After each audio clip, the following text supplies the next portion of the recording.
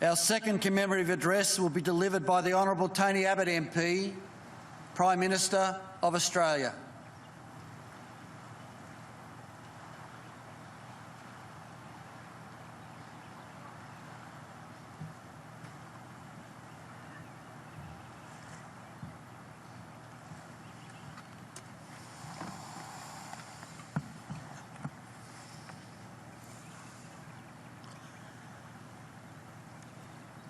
It's 100 years since Australians and New Zealanders splashed out of the sea right here.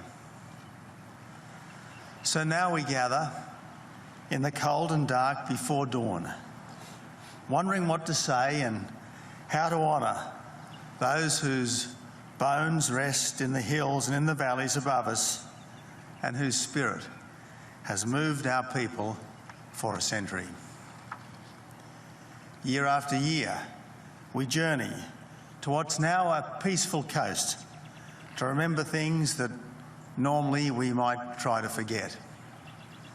Year after year, from all over our country, from every walk of life, from every background, young and old, make this pilgrimage. We aren't here to mourn a defeat or to honour success, although there was much to mourn and much to honour in this campaign.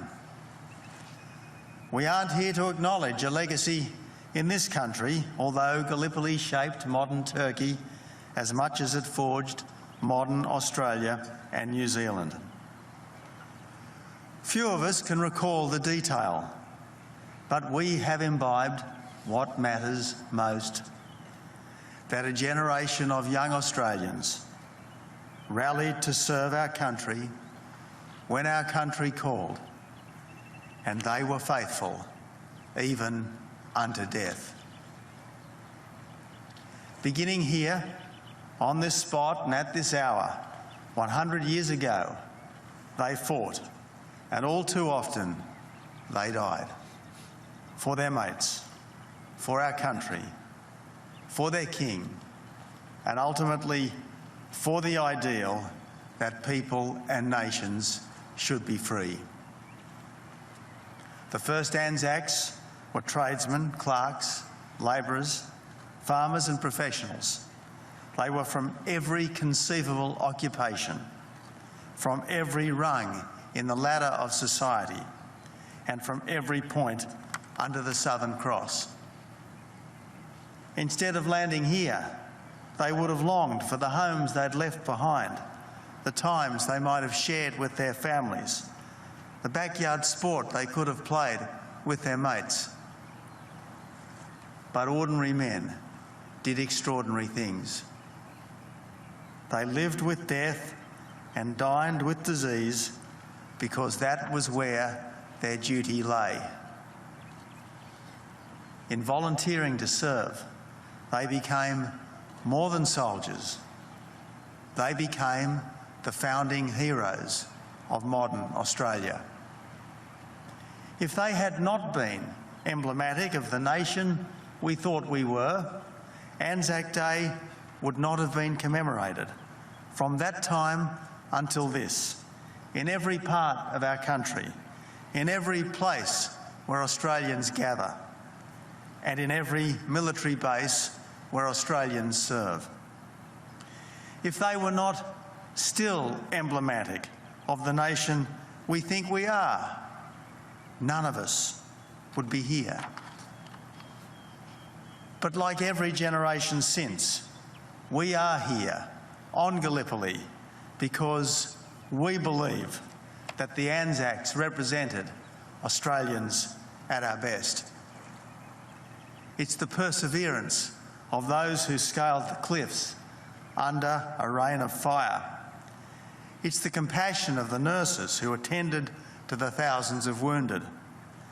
It's the conquest of fear, often through a larrikin sense of humour. And it's the greatest love anyone can have, the readiness to lay down your life for your friend. It's this that's ennobled those ANZACs to all who have come after them. They faced the hardest possible test, and they did not flinch. The Gallipoli campaign was a failure, of course. The only really successful part was the evacuation. But the survivors of Gallipoli and their reinforcements went on to become some of the world's finest soldiers. The Australian and New Zealand Mounted Infantry spearheaded the British Army that captured Jerusalem and Damascus. In March 1918, it was the Australian Army Corps that held the last great German attack that had split the British from the French armies. And it was Monash, the engineering genius and citizen soldier, the commander who'd struggled at Gallipoli but succeeded in France, who pioneered the all-arms warfare that led to victory by breaking the bloody stalemate on the Western Front.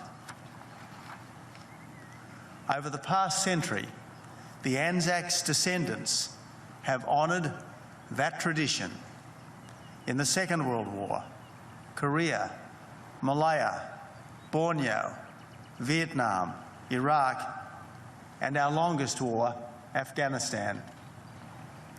Those serving on peacekeeping and relief missions have likewise kept faith with the original ANZACs. Even now, our armed forces are serving in the Middle East and elsewhere, defending the values that we hold dear. Today, all of us who have not been tested in war salute all of those who have. Most of us have never worn our country's uniform. We have not climbed the steep cliffs of Gallipoli. We have not trudged through the snow of Bullecourt. We have not struggled through the mud of Passchendaele. We have not experienced the horrors of Hellfire Pass, or fought through the jungles of Kokoda or Vietnam, or shaken the Oruzgan sand from our clothes. We have not risked being shot out of the skies over Germany, or torpedoed in the Med or the Pacific. But we are the better for those who have. Because they rose to their challenges, we believe that it's a little easier for us to rise to ours. Their example, we believe, helps us to be better than we would otherwise be. That's why we're here, to acknowledge what they have done for us and what they still do for us. The official historian, Charles Bean, said of the original ANZACs, "Their story rises, as it will always rise, above the mists of ages, a monument to great-hearted men, and, for their nation, a possession forever."